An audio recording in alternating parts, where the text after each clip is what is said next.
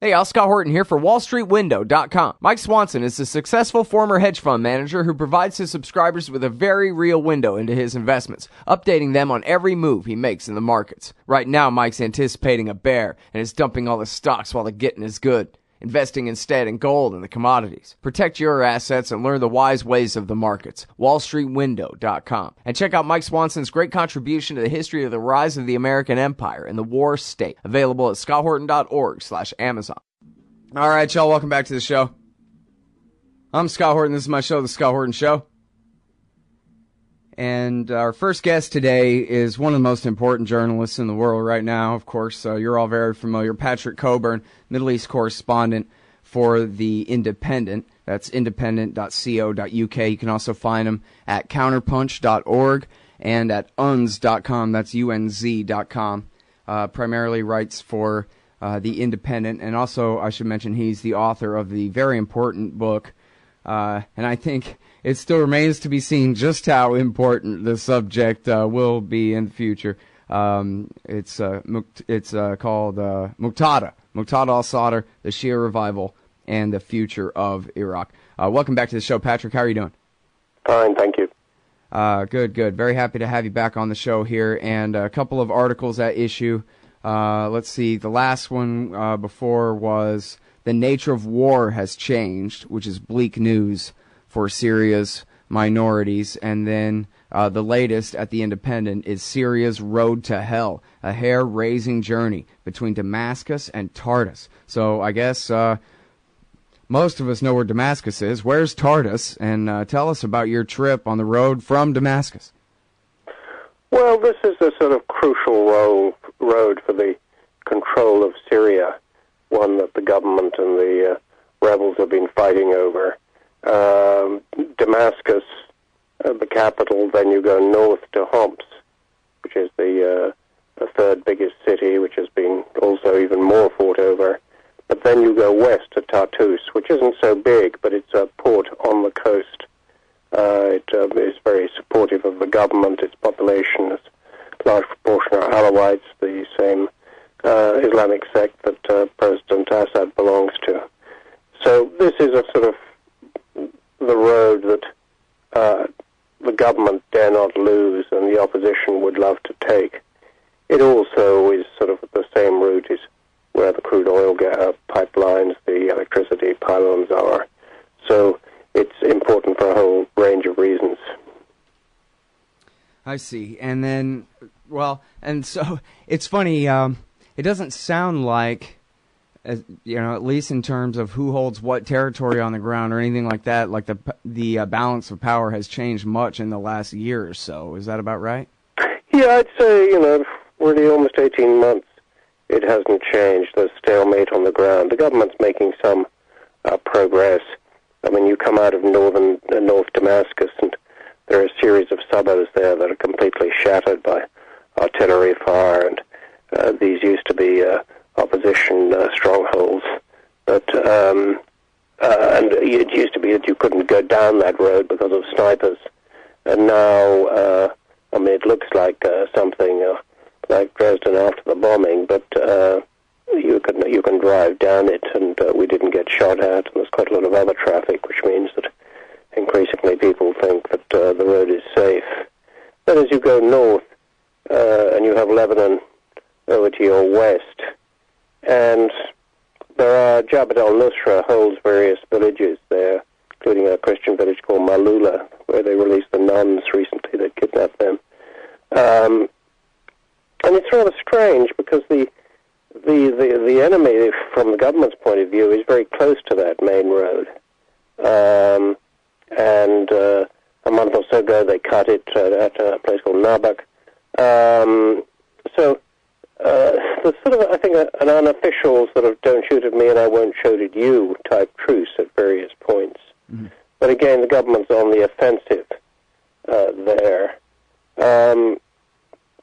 And one of the strange things about Syria at the moment is that you have places which have ceasefires, and in some cases the rebels, the Free Syrian Army, are still inside, still have their weapons, or in some cases they've simply changed sides and joined the government militia, the National Defense Force.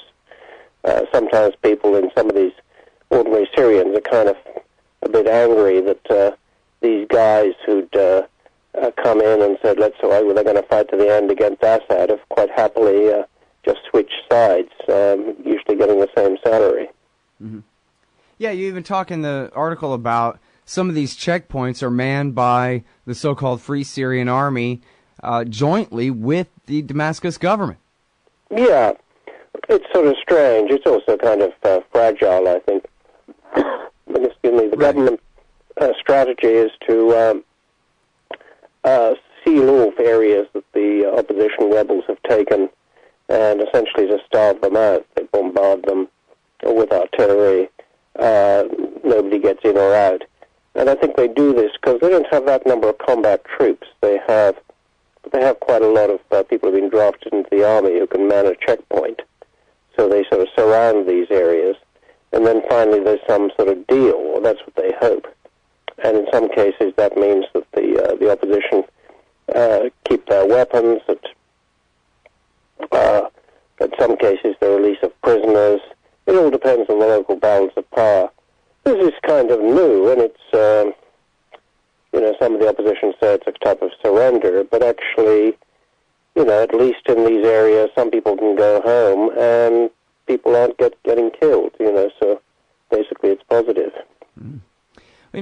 It sort of seemed to me, from way over here in Texas, of course, that the Free Syrian Army itself is almost a mythological thing, or it sounded like a bunch of expats sitting on the Turkish side of the border while al-Nusra has been doing all the fighting all these years and whatever. And then, if there are any group that's been called the moderates by the Western press that I can see always end up to be cannibals or something worse, right? Turn around and start beheading people and declare their loyalty to Zarqawi over there in Pakistan, right? Like the Islamic Front. They said, oh, here are the new moderates, the Islamic Front. And then that guy declared, their leader declared loyalty to Zawahiri the next day, this kind of thing. What is the FSA? How many members does it have, if any? Well, nobody really knows, because there's had to be, U.S. intelligence at one point said there are 1,200 different rebel groups in Syria, and some would be a sort of, small couple of families, and some would be thousands of men. So nobody quite knows, and nobody... a lot of these units are probably getting money from abroad for, let's say 5,000 men, but maybe they only have sort of 1,500. So, you can pocket the remainder. So nobody quite knows. I think one important point to make is, which I think outsiders get wrong a lot, is to imagine, that Jabhat al-Nusra is the official al-Qaeda affiliate.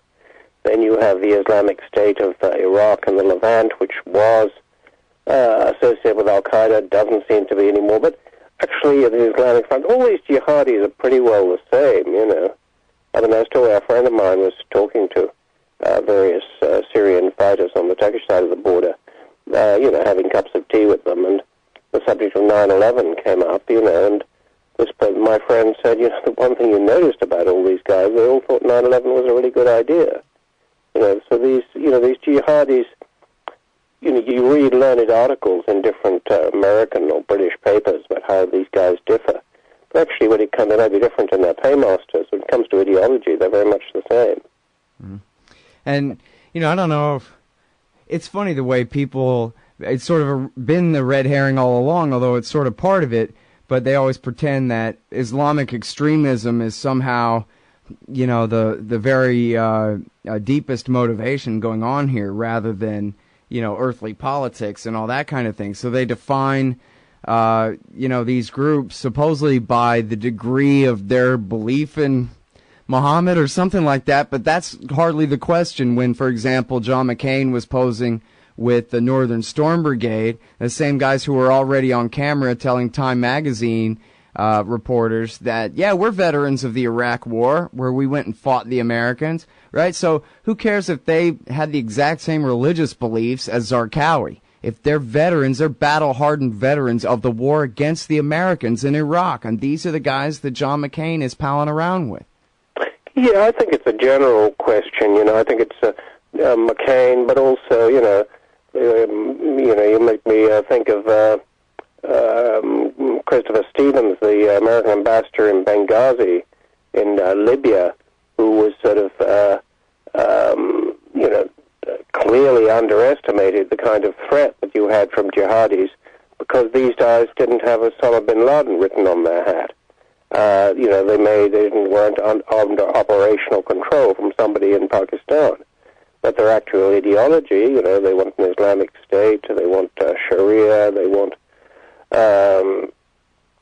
secondary status for women, they want really a return to the practices of the time 1400 years ago when the Prophet Muhammad was alive.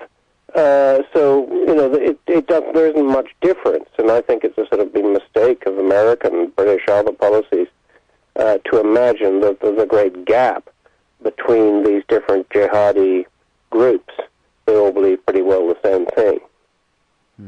All right, now, we've talked before about how in the Western capitals, they thought this was going to be easy. Oh, Assad, step aside, and this kind of thing. And it turned out not to be so much. And it seemed from the outside, I'm just an amateur criminologist here, Patrick, but it sort of seemed like they've decided better than to really help these rebels win, whichever sect of rebels they are exactly. And that maybe if they don't want to outright switch back to Assad or to him, maybe they don't want to really help them win so much. But then, so my question is around the recent reports of Prince Bandar having the portfolio taken away from him, or however they say, where he's been called off the Syrian case by his overlords in Saudi Arabia, and that maybe their government has taken a different policy as well in terms of backing down in their attempted regime change in Syria. What do you think of that? Does that sound right? Yeah, I think it is very important. And it's still not exactly clear what the new Saudi policy is going to be, but it's meant to be more against these jihadis and al-Qaeda type organizations. That the King Abdullah of Saudi Arabia has decreed that any Saudi who goes and fights in Syria would face 20 to 30 years in jail when they get home. Other restraints on people going to Syria, but it's not quite clear if that's really happening, because there isn't much restraint on Saudi preachers and appearing on satellite TV. I mean, people who have millions of followers still seem to be encouraging people to go to Syria to fight in jihad.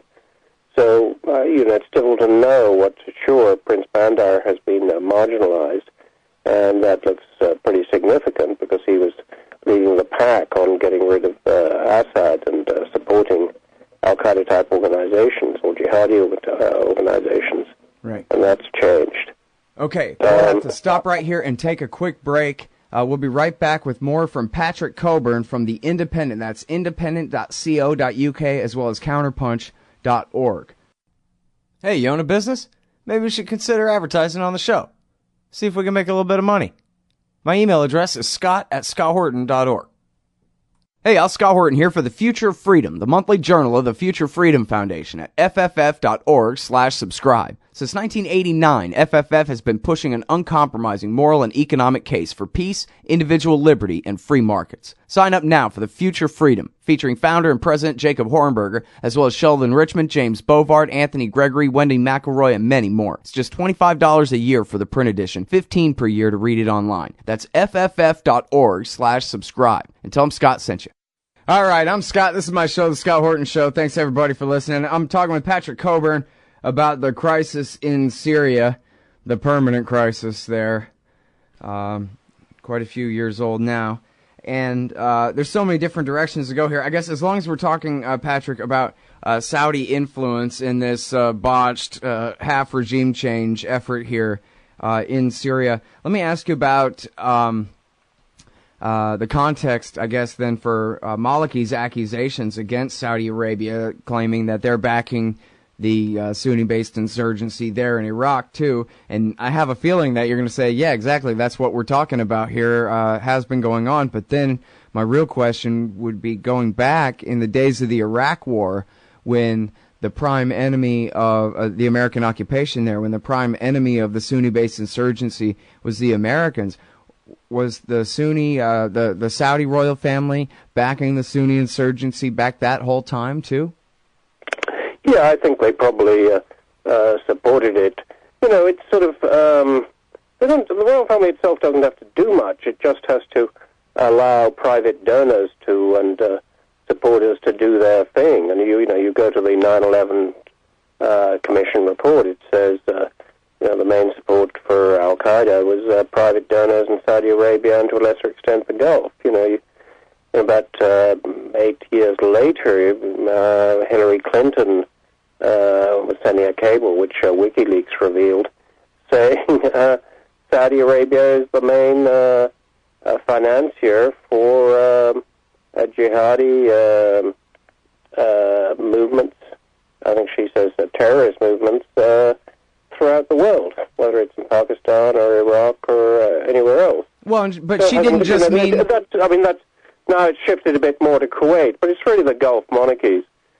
I mean, there's always, when you come to Syria and Saudi Arabia, it's always, I think, absurd to imagine that Saudi Arabia, which is one of the other Gulf monarchies, which are the last sort of absolutist theocratic monarchies in the world, would be interested in spreading secular democracy to Syria or Iraq or anywhere else. There's always a contradiction there. Sure.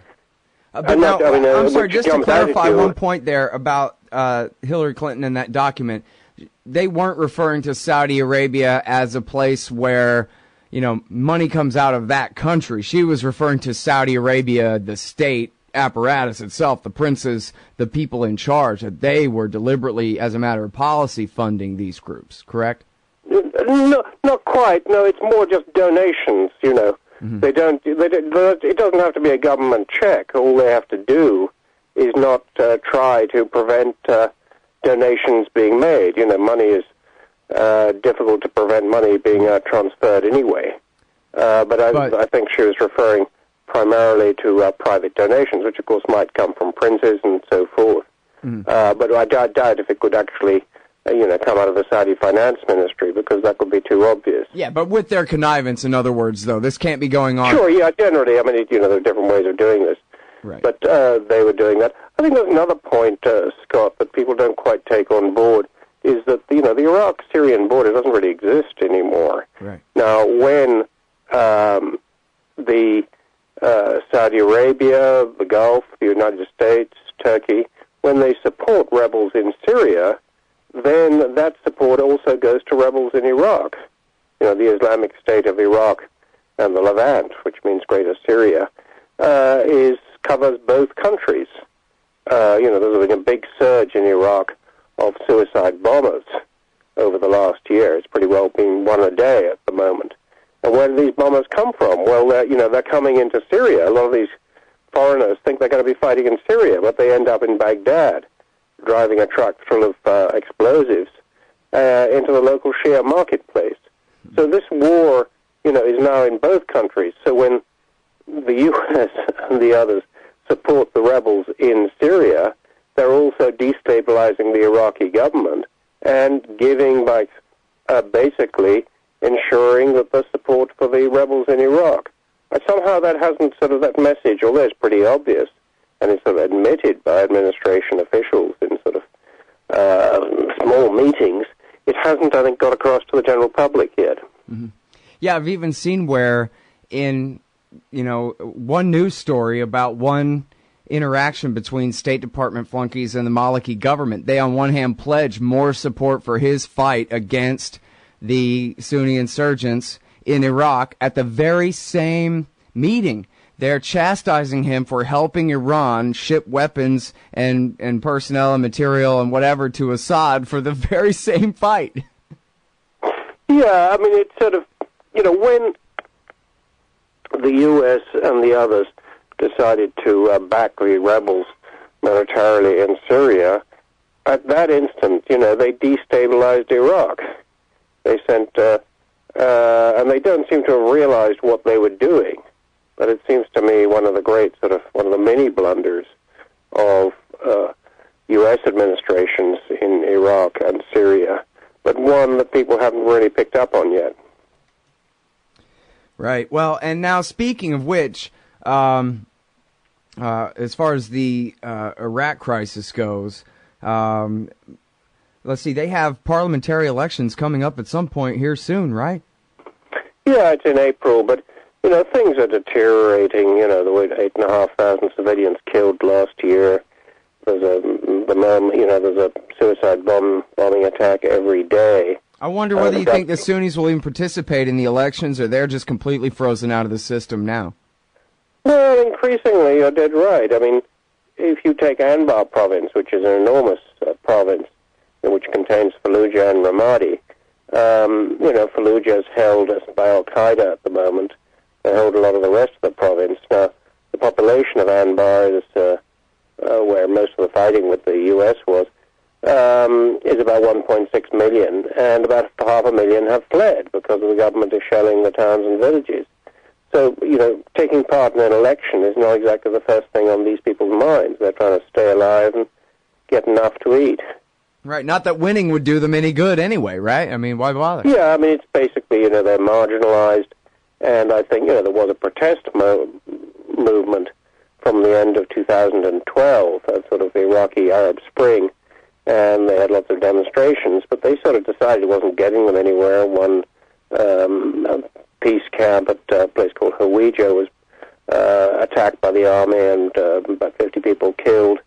So, what we're seeing at the moment is sort of peaceful opposition and demonstrations that are mutating into armed opposition, and that effectively means support for Al-Qaeda. Mm-hmm. Well, as I know the nation-state was only invented in the 1600-somethings. I mean, there have been sort of kind of nations in the past, but this particular system for the Middle East is really just a stamp, right? A thing placed upon them by the former European imperial powers. And I wonder whether you think that the state system, when we're talking about, for example, the border between Syria and Iraq ceasing to exist, how many more of these borders are going to cease to exist as the states in the region just seem to crumble, as the right-wing forces of reaction and primarily along ethnic lines seem to be taking predominance in people's minds over there? Yeah, I think, there's no doubt that the nation-states are getting weaker, There's no doubt in my mind also, this is a bad thing. If you have a nation-state and people within the state, have a degree of common loyalty to each other, that they accept the results of elections without slitting each other's throats. But if you don't have a loyalty, some form of national loyalty, what loyalty will people look to? Well, it'll be tribal, it'll be ethnic, it'll be religious, and that means that these places, become involved in a sort of multi-layered civil war. Right. I mean, well, for this one, the original sin here is the invasion of Iraq in 2003. Not that, World War I wasn't also full of consequences for the region and this kind of thing, but it seems like if we could only take back that Iraq invasion, so much of this would not be a problem right now. And that's not a call for supporting dictatorships, but certainly we don't want to be the ones supporting Al-Qaeda and overthrowing them either. No, and also, look at Libya, which has been presented by Obama and Cameron, Britain, Sarkozy in France, as the exemplar of successful foreign intervention, and they were grandstanding in Benghazi and Tripoli. Well, they sure aren't doing that now, because they'd be dead if they tried. The Prime Minister of Libya fled this week. An oil tanker has picked up crude oil from the east of the country. The government said they'd stop it, they'd sink it, they weren't able to. So the country's breaking up. There's fighting all over. So, this is kind of an example of how all these interventions, really over the last 10 years, have invariably gone sour and generally produced a worse result for the people of Libya and Syria and Iraq than what they had before. You could argue. All right. Well, thank you very much for your time, as always. It's great to talk to you, Patrick. Okay. All right. Bye-bye. All right, everybody. That is the great Patrick Cockburn, the heroic Patrick Cockburn at The Independent. That's independent.co.uk. You can also find him at counterpunch.org and at unz.com. That's UNZ, unz.com. And we'll be right back after this with Scott McConnell. Hey, Scott Horton here to tell you about this great new book by Michael Swanson, The War State. In The War State, Swanson examines how Presidents Truman, Eisenhower, and Kennedy both expanded and fought to limit the rise of the new national security state after World War II. If this nation is ever to live up to its creed of liberty and prosperity for everyone, we are going to have to abolish the empire.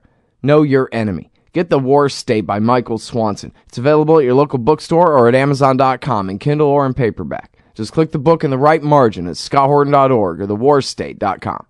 Don't worry about things you can't control. Isn't that what they always say? But it's about impossible to avoid worrying about what's going on these days. The government has used the war on guns, the war on drugs, and the war on terrorism to tear our Bill of Rights to shreds. But you can fight back. The 10th Amendment Center has proven it, racking up major victories. For example, when the U.S. government claimed authority in the NDAA to have the military kidnap and detain Americans without trial, the nullifiers got a law passed in California, declaring the state's refusal to ever participate in any such thing. Their latest project is offnow.org, nullifying the National Security Agency. They've already gotten model legislation introduced in California, Arizona, Oklahoma, Missouri, and Kansas, meant to limit the power of the NSA to spy on Americans in those states. We'd be fools to wait around for the U.S. Congress or courts to roll back Big Brother. Our best chance is nullification and interposition on the state level. Go to offnow.org, print out that model legislation, and get to work nullifying the NSA. The hero Edward Snowden has risked everything to give us this chance. Let's take it. offnow.org. Hey y'all, Scott Horton here for Braswell Business Communication Services at FusePowder.com. Braswell Communications can provide a credentialed media presence for your company at industry conferences and trade shows, as well as support services and consultation for publishing, editorial and technical writing, business-to-business and marketing communications, research, and information campaigns. Braswell also does website development and complete web content maintenance to include voiceover audio and copywriting. Strengthen your business. FusePowder.com.